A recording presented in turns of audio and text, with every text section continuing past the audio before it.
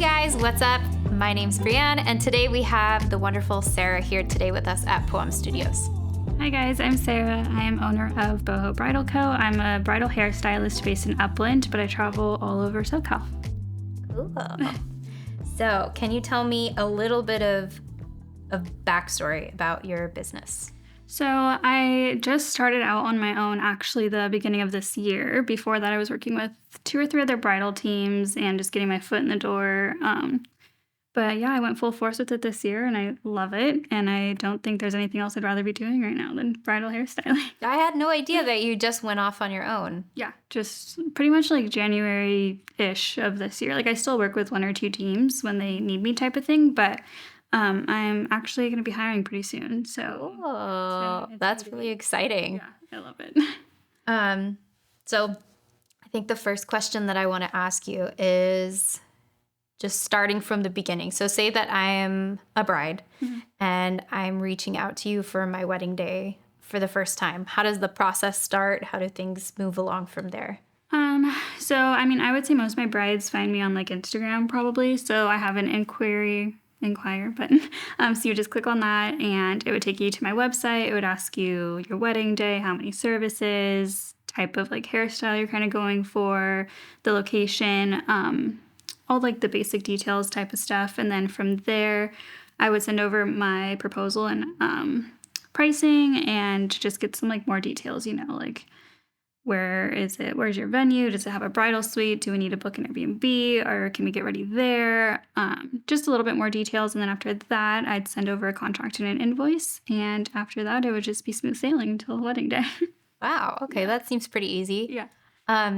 Do you typically do like, I've heard in the past that some either makeup artists or hairstylists, they'll do like it's not a consultation. It's like a, a trial? Like a trial, yeah. Yes. So I don't require them. Some people do. I have actually been getting a lot of out-of-state brides. So since the out-of-state brides obviously they're not here, so I can't book a trial sometimes. So I don't require them, but I do them if they want. It just helps to get to know them, to figure out how their hair is and how they are, so make sure we click before we go through with the big day. Because if you don't click with your team, it's going to be a little difficult. Like you want to make sure you guys mesh well and, all the butterflies of meeting somebody new are gone. So yeah, I really would recommend a trial, but I just don't require them just because it is an extra expense as well. So I get weddings can be pretty pricey. Yeah. So what would you say the range is then? We're in Southern California. So what would you say the range is for a hairstylist, bridal hairstylist? And then where do you fall? I'd say in pretty mid-range. I've seen some people as low as like, $90, $95 for a bride, which is really low. But then I've also seen some people who charge up to $600. So I charge $175 for bride, $100 for bridal party. And bridal party includes like bridesmaids, moms. For each person? Each person, yeah. Like wedding guests, stuff like that. So it really does just depend. I've seen some people who do a minimum lump sum, and that'll include, say, up to like 6 services, but you have to spend at least $1,200 with them. So it all just depends. But I have right now a minimum of 4 services for weekend weddings, and then we go from there. But yeah, I'd say pretty mid-range. Okay. Yeah. So you have a minimum. It would have to be a minimum for you of like a bride and then 3 girls. Is that correct? Did I get that right? 4 services in total. So it doesn't necessarily have to be bride. It would just be, say they just want bridesmaids or just family members. It would just be 4 services. Okay. Doesn't have to include bride. And then for weekday weddings, I don't require a minimum just because there's usually smaller, like they're more intimate services type of thing. So just for weekends, but yeah, minimum of 4. Okay, cool. And weekends obviously are a lot more in demand too. So it's crazy though because I feel like I've been getting a lot of Monday and Thursday weddings. So it's beginning to be more popular, I feel, to have like weekday weddings, but weekends are definitely still the most in demand. Yeah. I mean, that's when everybody's mostly available. So I feel like people do that for work schedules and making sure everyone's there. Making it easy for family, all the good stuff.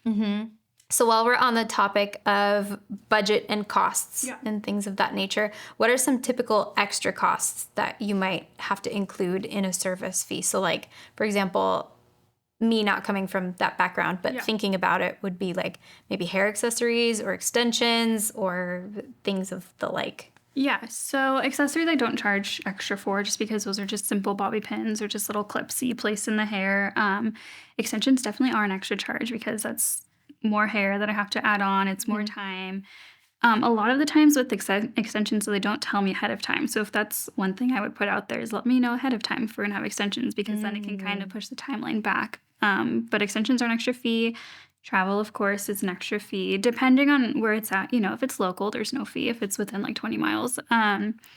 And then style wise, Hollywood waves or anything to do with like old vintage styling because it takes a lot of prep and not a lot of people would realize that. So you have to curl the hair, set the hair, style the hair. So any Mm. type of like vintage styling or anything where say their hair doesn't hold a curl too well and they want to have that extra prep time, that would be an extra fee.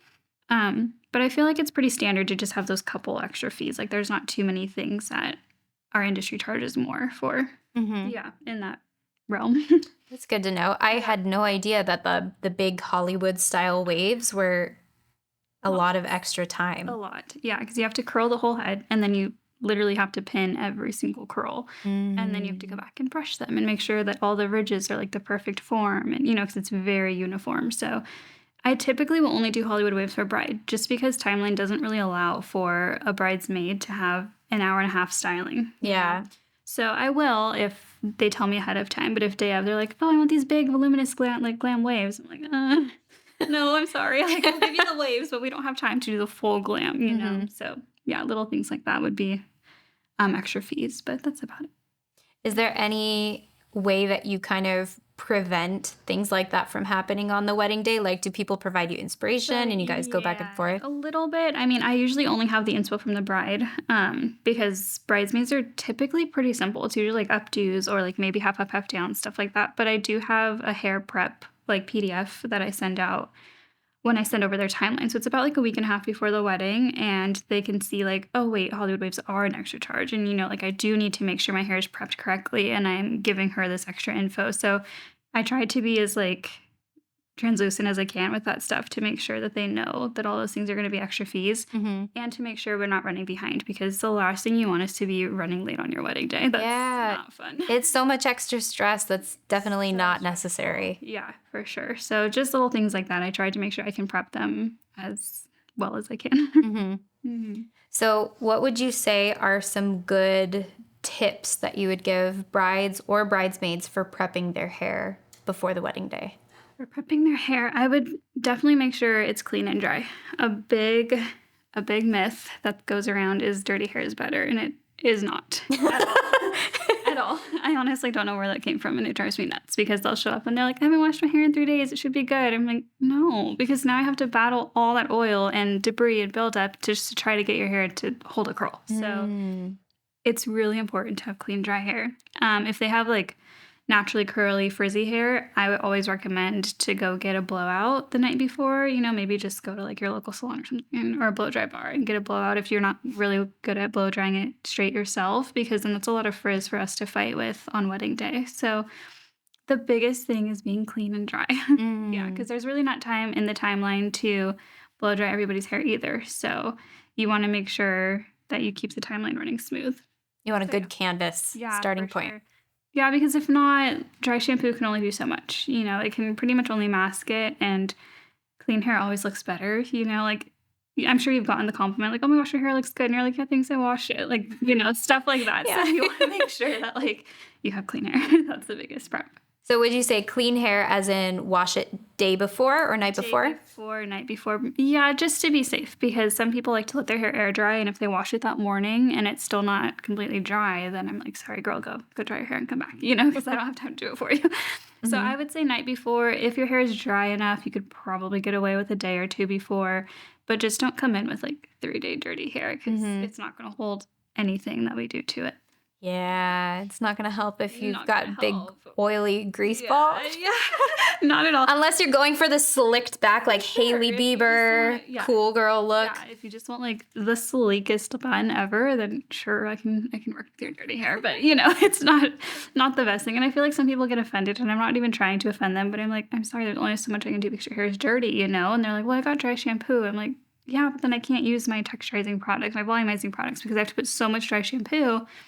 That's all I get to work with. Mhm. So yeah.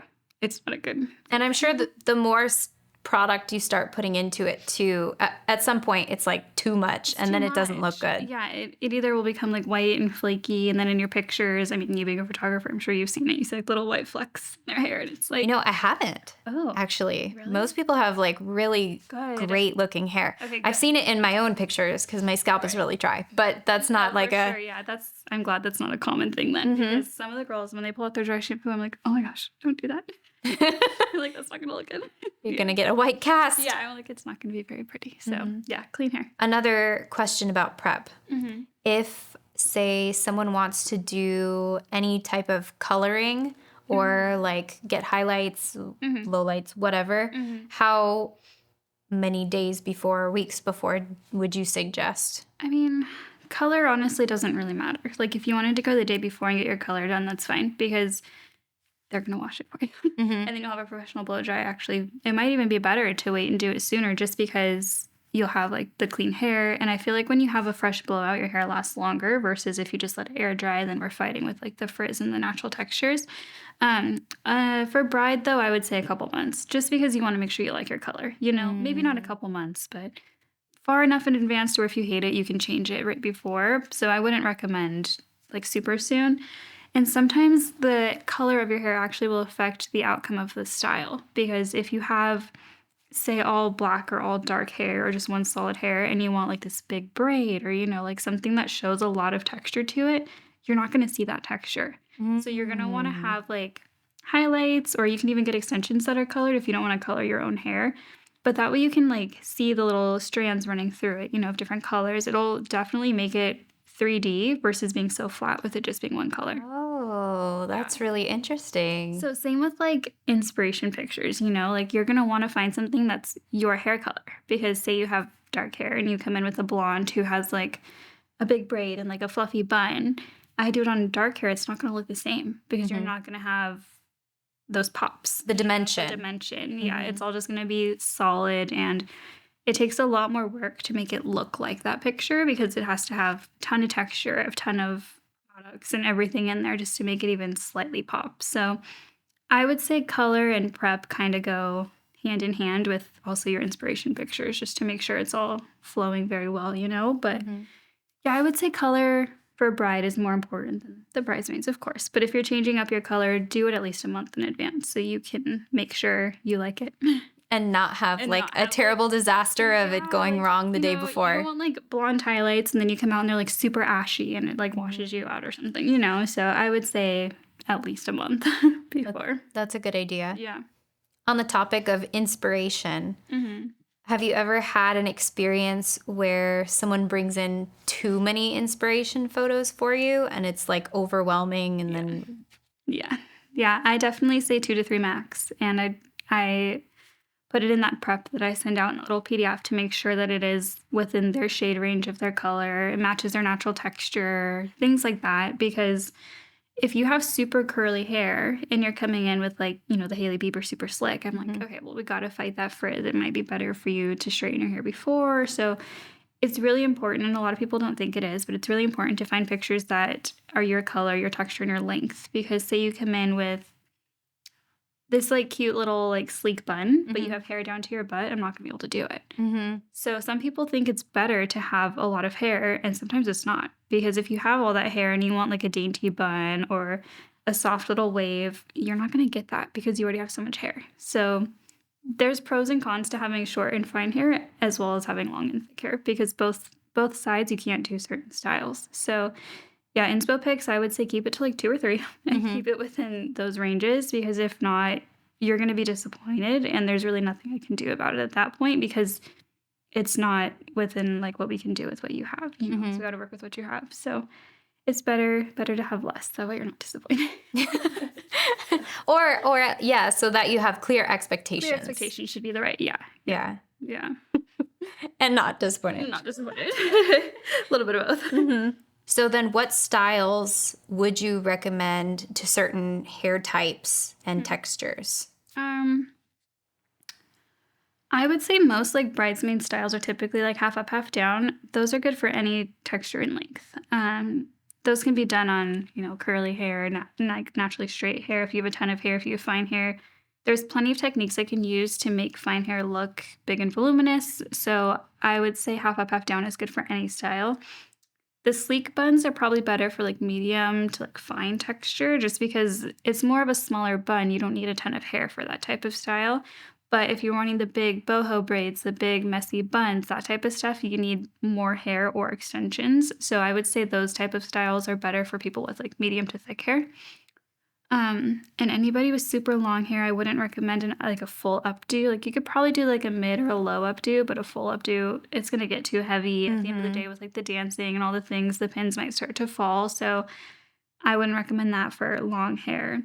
Long thick hair is best for Hollywood waves, but once again, the prep, So little things like that would be probably what I would say. Natural texture is always fun to work with, but that's another thing for prep. If you want me to work with your curls, I need to know beforehand because that's also a whole different ballgame. So the naturally curly girls, like half up, half downs or updos, I think are just gorgeous on them because it already has that natural texture in there. So it gives you that big voluminous style without having to do too much to their hair. Yeah, that's what I would say. Cool. What do you see as the biggest styles and trends right now with bridal hair? That's a hard one because there's a lot. I feel like the half up, half down is always like timeless. That's when I get a lot, just like 2 twists on the side or maybe a braid on one side, a twist on the other side with some loose curls. The biggest one I would say with brides though right now, or one of the biggest, they split it down the middle and they sleek the sides and they do the big like Hollywood waves with tons of volume. And I feel like updos are coming back. A lot of people haven't been wanting them, but I think since Kim K did her big messy updo, everybody shows me Kim K and I'm like, okay, let's do it. So big updos I feel like are coming back as well. But I'd still say the biggest is just those Hollywood waves. That's my biggest request. And then I specialize more in braids though. So I do get a lot of like the messy braids, the messy buns. But for what I've been seeing for trends is the big messy buns and the Hollywood waves. You said it with like some hesitancy. Is the like big bun that Kim K did, is it like complicated? Is that why you're... I'm like, oh, Kim K. So it's a little complicated, but you also have to have good hair for it because you can't have too little because then you're going to see scalp. And if you have too much, it's heavy. So, I mean, I'm sure Kim K has all the time in the world to get prepped and ready for her like big events. And so I love them, but I also don't feel like they're very bridal-y, And I feel like they're not very timeless. I feel like the big messy bun like that, especially like right on top of your head, is more trendy. So I would prefer to do something more timeless that you're going to look back at your pictures and be like, oh my gosh, I loved my hair versus like, oh, I wish I didn't do that trend, Yeah. So I love Kim K, but I'm not big on trends. I'd rather you feel good. So about, like your pictures and all that stuff at the end of the day. So I would go more for the timeless classic looks than the big messy buns. No, I totally agree. That's how we feel with trends in general. It's just like editing styles, all that stuff. Yeah, you want to look back 20 years from now and not think of like one of the things that I think about is 20 years doesn't feel that long ago because of our age, but like but like think back to like when my mom got married and I'm thinking about like the big poofy like sleeves, but not in a good way. No. And you look back on those and you're like, what was I thinking? Maybe that wasn't the best choice. Exactly. That's the only reason I said it with some hesitation because I do love it. Like, do it for your bridal shower. Do it for like your dinner, like your rehearsal dinner. Like that would be so fun to have like a big style like that, but I wouldn't do it for wedding day. How long does a style we talked about the Hollywood waves and those typically take longer, but how long do you normally spend with a bride on wedding day?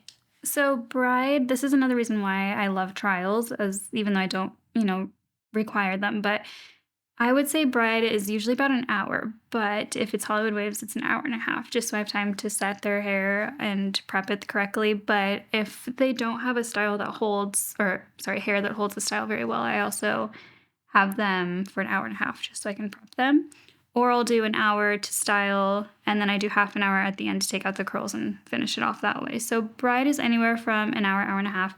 And bridesmaids, I always book 45 minutes. And then flower girls are half an hour. Because flower girls are typically pretty quick, It's just like a little maybe braided crown or something like that. So anywhere from like the half an hour to hour and a half range. Do you ever work at the same, because I'm just thinking of logistically how the timeline works out. Do you ever work at the same time as the makeup artist? No. No, always separate? Always separate, because when you're getting your makeup done, it's pinned back like this. Your hair's pinned back behind your ears. And so I can do like the back of their hair, but it doesn't work. You know, like there's been a couple of times where I have done it because timelines ended up clashing, or maybe a bridesmaid wasn't there on time, or photographer needed the bride for something. You know what I mean? So I don't recommend it at all, but it has happened. And it's hard for both of us, because if she's trying to do a liquid eyeliner and I'm curling her hair, it's going to be a little jagged liner. Yeah, I suppose, because if you do any sort of pulling and you need that clean line, then... Yeah. If I'm trying to like put a pin in and she like flinches a little or something, you know what I mean? Like it might tickle and then her makeup's messed up. So. And suddenly you've got like... Yeah. it comes all the way off your face.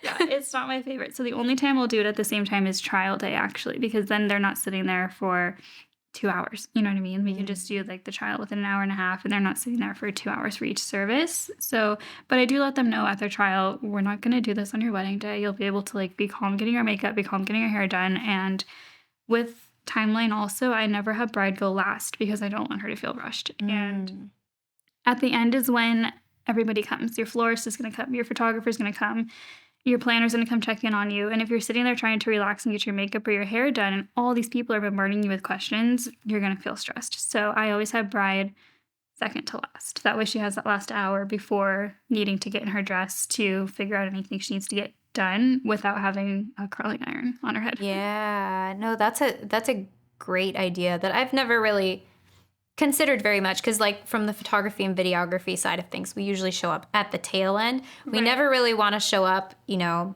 before they're getting their hair and makeup done, because they want the finishing touches usually. It's not usually like they want bare face and hair crazy. Most of the time we fake it, you know, I'll like... Yeah, that's what we'll typically do. To put a bobby pin, something like that. Yeah. Mm-hmm. Or like just zhuzh a little bit. Yeah. But I never really noticed that they're not usually finishing up hair right at the very end when we show up. It's like she already pretty much has her hair ready. Yeah. And then the makeup artist will usually be lingering around and we'll do just the final touches. Yeah. I feel like makeup does have to kind of stay a little bit longer just because they've been eating or drinking or whatever. They got to touch up the lips. And so I always stay for touch-ups, but I'm usually leaving right when the photographer gets there. Or I'll stay, like you said, if she wants like those little finishing pictures. Like I think when we worked together, that's what you did. Yes. Like she was already ready to go. And then I just had you like... Just pretend to hairspray. Yep. Yeah. There's never too much hairspray. Really? No. Is that true? Depends on the product, but yes. Yeah. It never looks crispy? If you use the right stuff, it doesn't. No. Yeah. If it's like a texturizing spray, then there definitely can be like some shine to it, you know? But if you're using the correct sprays, I feel like it won't look crispy. It'll just look nice and smooth and done. Would you recommend brides keeping any products on hand on the day of? Like... Because I know in the past I've seen makeup artists, they'll give like little goodie bags with a few little products to touch up lips or something like that. But would you recommend any specific products for them to use as the day continues on? So with my brides, I give them little touch-up kits like that too. So I'll give them just like a mini hairspray that I use, which I use Kenra, and it's the best. So I'll just give them a little mini one. It's a medium hold hairspray, so it's not as strong as the ones that I use. So if they do overdo it, it's just a medium hold and won't look crispy. And then I just give them, you know, like some bobby pins or hair ties and like a little scrunchie for later on. If their hair starts to drive them nuts, they can just throw it up in a bun. Which it usually does. It usually does, yeah. Like, I'm sure by the end of the night, it's probably like in a bun on top of their head. By reception dancing time. Yeah. I never get to see that part, which I wish I could sometimes, but I'm sure their hair looks a mess by that point because the dancing and the pictures and all the things, they're probably just like, I'm over it. Throw it up on top of their hair. It usually stays put pretty well. Good. Until they start drinking a lot and then dancing a lot. I was just going to say the drinking and dancing is probably when it starts to come out. I've seen some crazy bridesmaids like entrances too, so I'm sure after like their entrance it's probably like, oh my goodness, there goes all my hard work, but at least the pictures were taken. Yeah, by then all the pictures have probably been taken and it's just time to have fun and eat. So that's all that matters. People are ready to enjoy it. Yeah, for sure. How early on in the planning process should brides book a hairstylist? I would say if you really, really want that person, a year. because some dates are really, really popular. But I would say the closest I'd push it would be maybe 6 months. Like I'd say within the 6 months to a year range is a good time to start looking because a lot of brides want a specific person, so they're booked really early, or they want a specific date. Like for instance, this year 9/23/23 is really popular. 9/23/23. Just because of I think it's because of like the consecutive numbers, like 11/11/23. I've had 3 or 4 inquiries for that date. So I think numbers play a big role in it too. I'm sure like next year 2/24/24 will be popular, just like 2/23/24 is popular this year. So I feel like 6 months to a year would be a good range because it gives them enough time to have their trial, to see if they even like that style, see what accessories they want, if they want to change their hair color, anything like that. They have plenty of time to do it before the big day. Okay. Yeah. That's usually, with photo and video, it's usually about a year. Mm-hmm. I think for most wedding vendors, it's probably around a year. Probably around a year. I usually don't open my books too far in advance because you never know, like vacations might come up and you can always plan around the weddings, of course, but you don't know what's going to happen a year from now. Mhm. So I like to keep mine open from like within 6 months to a year. That way I can plan around, the weddings and keep certain dates open and plan family vacations and all that good stuff and not have to cancel, which I've never done. I'm like, thank God I've never had to cancel a wedding. Yeah. Or just work all the time. All the time, like, so I go through and I'm like, okay, I'm going to take this weekend off and this weekend off, and then I can have all my other dates open. I know some people will keep their books open like up to 2 years in advance. And I'm like, do you know what's going to happen 2 years from now? That's kind of scary. So yeah, 6 months to a year is a good range. Okay. What have been some of your past experiences with other vendors or with family members, good or bad? So I've been pretty lucky. I've never had a bridezilla, knock on wood. I mean, of course, everybody's a little picky about certain stuff and they want their part exactly in the middle or, something like that. But luckily, I've never had a bridezilla. Moms are a little bit of a different story. And it's not even just because of it being, a certain way or anything like that. It's because they've probably never had their hair professionally done. So they're very specific about certain things. So this last wedding I had, actually, I finished Mom's hair. She showed me this gorgeous half up, half down, tons of volume, really tight curls, did everything, told me she loved it. And I said, we were in a hotel, so she had her own room. So I was like, okay, I come back, at 12:45 for touch-ups. I'll touch up your curls. If you need me to fluff up anything, we'll do, all the basic things. She came back with hot rollers in her hair. And I was like, where did those come from?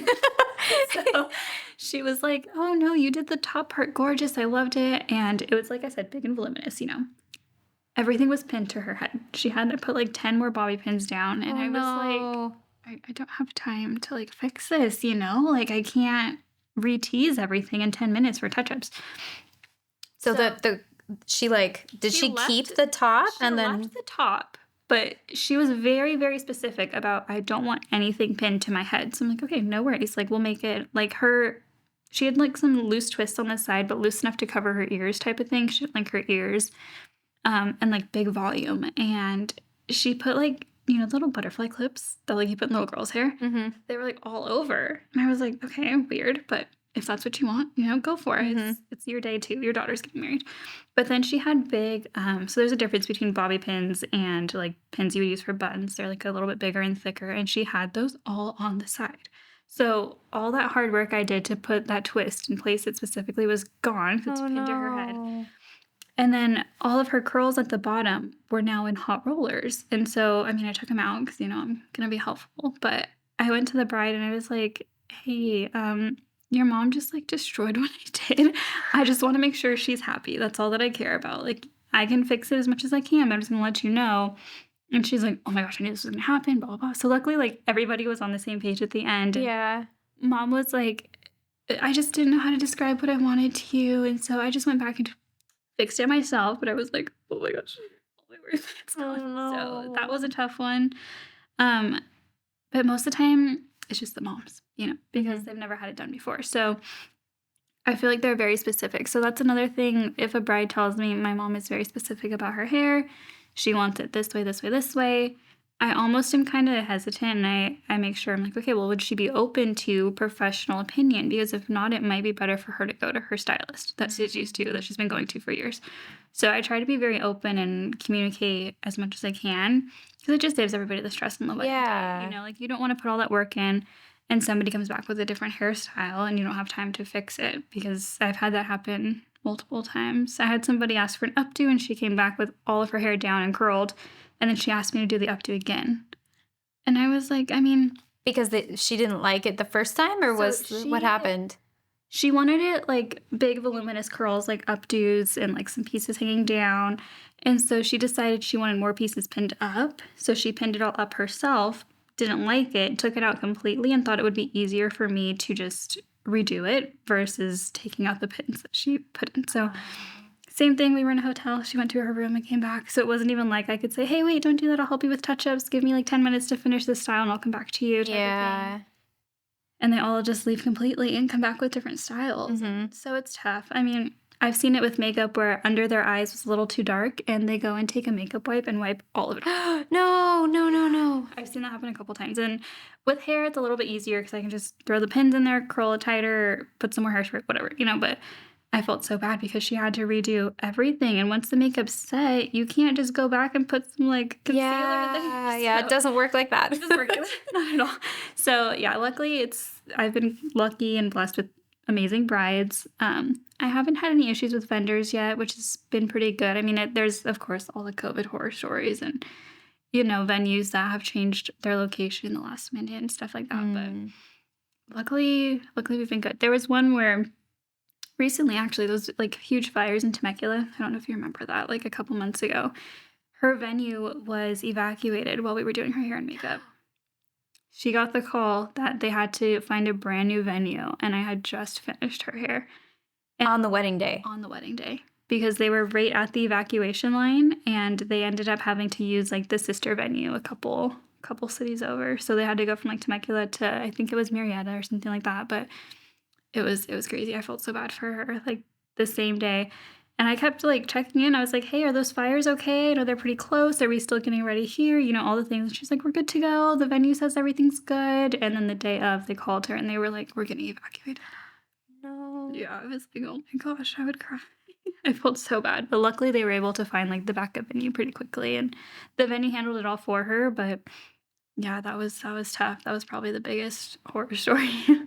Yeah, when you said they had to find a new venue, I was automatically thinking like they had to scout and find like an incredibly new venue. No, luckily like the venue itself had a sister venue. Yeah, so they were able. It was a little like, less big like mansion or something. It was a little less tough, but it wasn't what she had originally planned for her wedding. So, and it's an added thing that. Yeah. And then how do you get all of your guests? All of them, yeah, like last minute. So she had an amazing planner. Like her planner didn't even. They kept telling the venue like, don't call her, and like.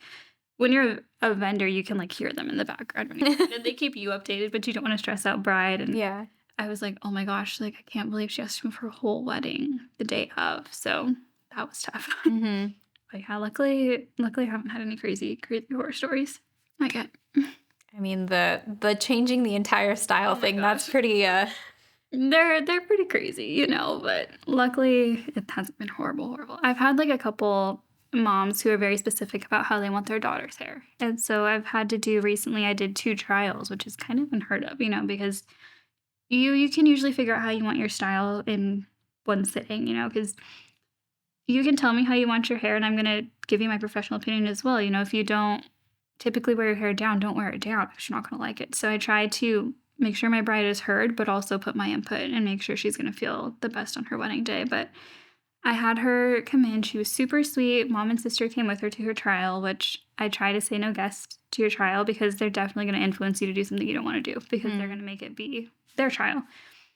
So she wanted me to work with her natural curls. She wanted like a big messy updo, no heat styling, just her curls, and I could barely touch up the front, all these things. And she seemed like she loved it. Well, 2 weeks later, she messaged me and was like, hey, I need another trial. And I was like, okay, I'm like, no worries, but I thought you loved it. Like, what's going on, And she's like, my mom wanted me to do that.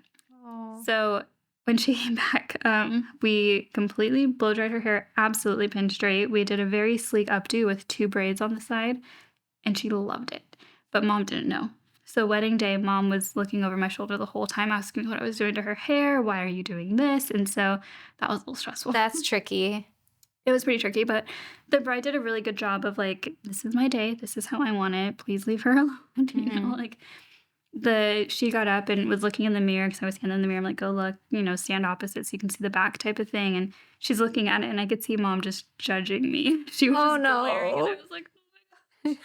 But she loved it, and the mom was like, it's not big enough, and you can't have that many hair pieces, and those pins are too big. And so I felt bad because, it's her day, and mom is making her feel like she didn't look her best. So that's a little tough when mom is kind of overbearing. So I've had to kind of put my foot down a couple times and kind of be the bad guy, but I have to stand up for my brides on their day, Yeah. Like, it's your day. You should feel good. You shouldn't let your mom influence to an extent, like, of course you want everybody's opinion, but you don't want your mom to have you doing a complete hairstyle that you hate, So it's a fine line of finding that balance of being there for your bride, but also kind of telling mom, can you please let her have her moment? Yeah. How do you navigate those situations as they're happening? Because that would really stress me out if I were in your situation. Yeah, it's really tough. I mean, most of the time they have family there. And so like sisters or cousins will kind of keep mom off of my back if they can kind of see mom's becoming a little overbearing.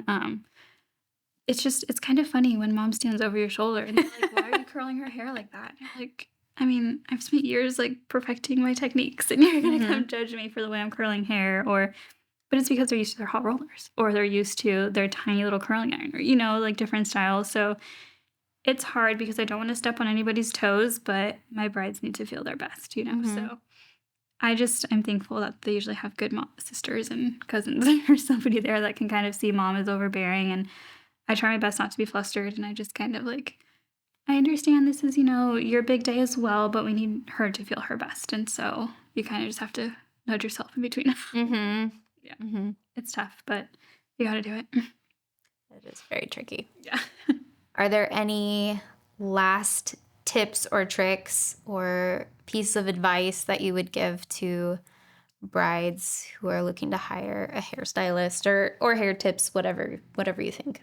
I would definitely say you want to find somebody that's your vibe. So like I said, I do the big messy braids and the boho styles. And if you're going to ask for a super sleek bun, that's not me. I can do it, but I don't think either of us would technically be happy at the end of the day because I can't have my full creative freedom. And it's also not what I want to do all the time. I'd rather do the big braids, and it's not what the bride wants. So I would say find somebody who is doing the styles you want. So that way you guys can both be happy. You get exactly what you want, and we can both kind of have like creative freedom, like if you're, same with makeup, if you're going for a natural glam, you're not going to find somebody who does full on glam with like a heavy smoky eye. So I would say stay within your vibe for your wedding day and find somebody you click with, because you're going to want to be calm on your wedding day. You're not going to want to walk in, sit down for your glam, and you guys can't even say 2 words to each other because you don't click, like find somebody who is going to be like your friend at the end of it and make sure you look good. That friend that's almost too honest sometimes. You want to make sure that you look good. I would say just those would be my biggest tips to look out for. Very good ones. Yeah. Totally agree. Yeah. Thank you guys so much for watching, and thank you, Sarah, for coming in and chatting with us today. Yes, of course. It was super fun. Make sure you like, comment, and subscribe, and hit the notification button for all future podcasts. And if you need a wedding hairstylist, you can find me on Instagram at boho.bridal.co or on my website, bohobridalco.com. And if you have any questions for me or for Sarah, you can leave them in the comments section down below, and we will see you next time. Bye.